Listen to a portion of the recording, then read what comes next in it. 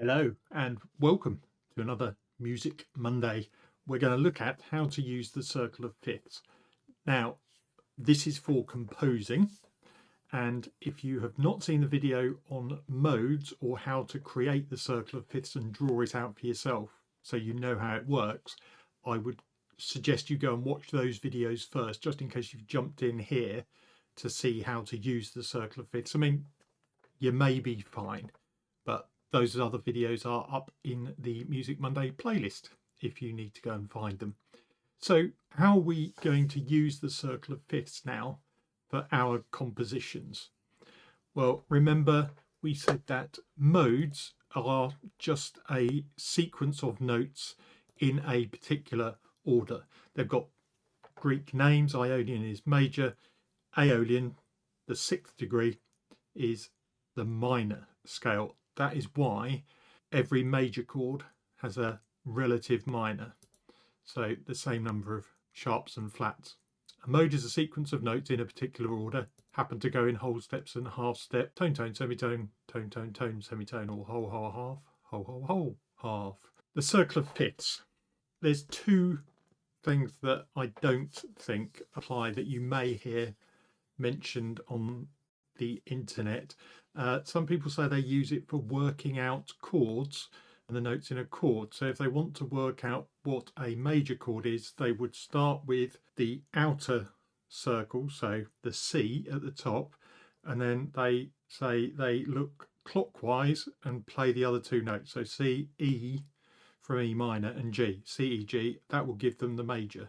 Let's go around to A. You play the A, and then you play the C sharp and E from the next section. That'll give you a major chord, and there's other theories on how to work out the minor. So if you start on A minor at the top, you would play the inner and then the outer, so the A, then the C, and then move around to the next inner minor, so A, C, E. That will give you A minor.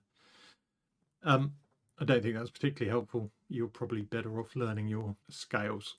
That being said, let's talk about 5 ways I think you can use the circle of fifths to your advantage in composing.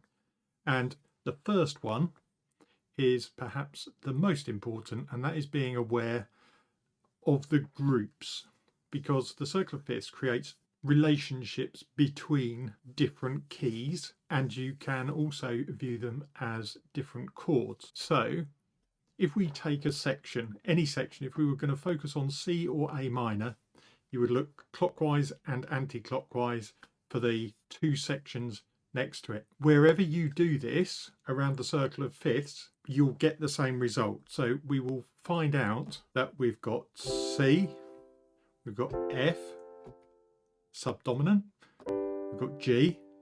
Okay, for a start, that's a lot of pop songs. It's your 12-bar blues. So C, F, G. If you think about it, those 6 chords are all chords that come from C. So you've got C, and then as you move up the degrees of the scale, remember C is only playing the white notes, so it's going to be C, D minor, got that, E minor, F, yes, G, yeah, that's there, A minor, yeah, that's there. The one that's missing is the one we don't talk about, the diminished. B diminished is the 7th one that isn't there, but we tend not to use that anyway. Using this theory, you can pretty much work out any song. That's the other thing it's good for. If you're trying to work out how somebody has played a song, once you know the key that they've started in, you've got a pretty good idea what the other chords are that they're going to use. We could even move that round. So say we started on C minor. If it's written in C minor, those are the chords that are probably going to be in the song. I looked long and hard searching on the internet to try and find some tunes that did not fit that structure of the wedge of chords being in them.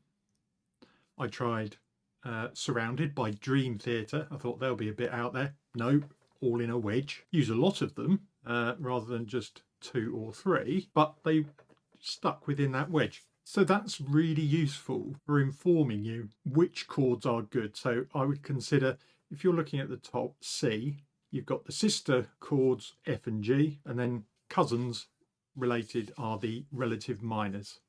So D minor, A minor, E minor. Use those in some order and compose with them to your heart's content. That's what everybody has been doing in pop music. Let's have a look at the keyboard. Okay, so we've got C, one of the most learnt tunes on the piano when you start. That's C, A minor, relative minor, F, and G. Magic.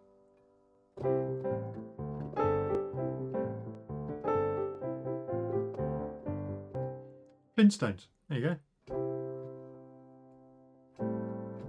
A minor, D minor, G. All in the wedge. If we move round to the C minor part of the wedge, Promise Me by Beverly Craven.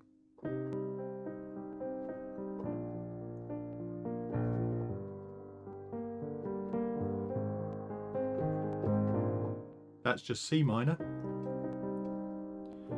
B flat, G minor, and A flat. They're all in the wedge. Absolutely brilliant. One that I did think when I looked on Guitar Forum was Living on a Prayer, Bon Jovi. I thought I'd found one that used loads of different chords from different sections of the Circle of Fifths. I was wrong.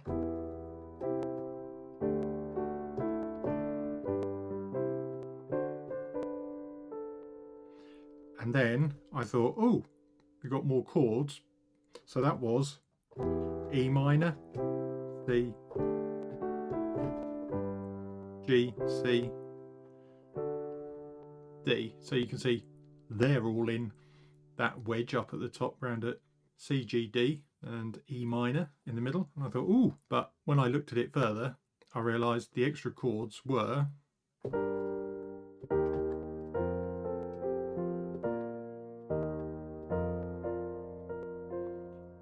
it was G minor, E flat, F, B flat, E flat, F. Instead of going E minor to C, they're going from G minor to E flat. It's the same pattern, just moved around, because that's how you would change key in a song to give it that uplift. But the pattern remains the same. Very good fun. Actually, there is one that I did find broke the rule. So that was thanks to Pink Floyd and Comfortably Numb.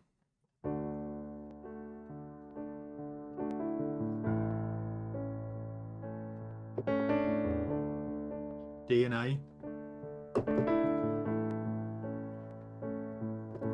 G and C.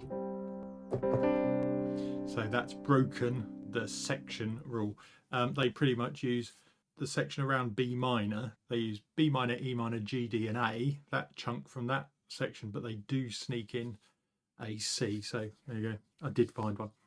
That's because these aren't fixed rules. You know, if you want something to sound discordant, then you would jump around the circle. Sister and cousin chords in those sections, stick to those, and generally you will end up with nice sounding chords.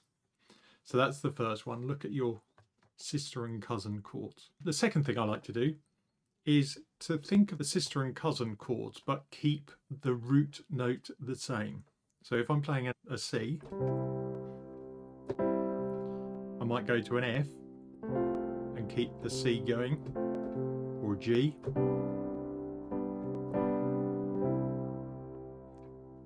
So if we do that over at A flat maybe, to E flat, B flat,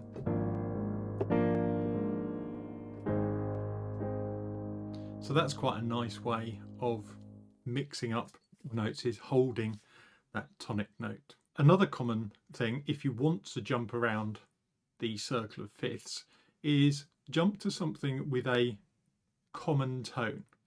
So for example, C to A flat, because you've got that common C in both chords. That's the third one. If you are going to jump to somewhere that there is a common note between the two chords you're jumping between. The fourth one, don't forget about seventh chords. More useful if you are jumping to try and get a common note in, because now you've got the option of that seventh note as well. So if we're going from C to E, for example,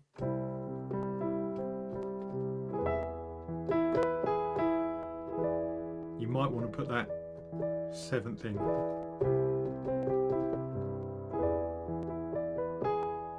It doesn't have to be a dominant seventh, could be a major seventh, minor seventh, but use those as part of your composing.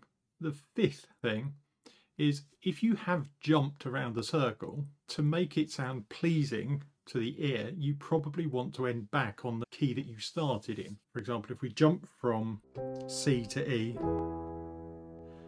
actually the Flintstones is a good example of that. It goes up to E, and to get back, all it does is goes anti-clockwise back to C. So it goes through E, A, D,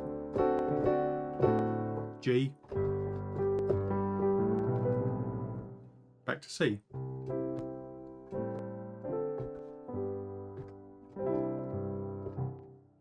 Those are the 5 ways that I would use the circle of fifths for composing. I hope you found that useful. Like and subscribe, always appreciated. I will see you in the next video. Bye for now.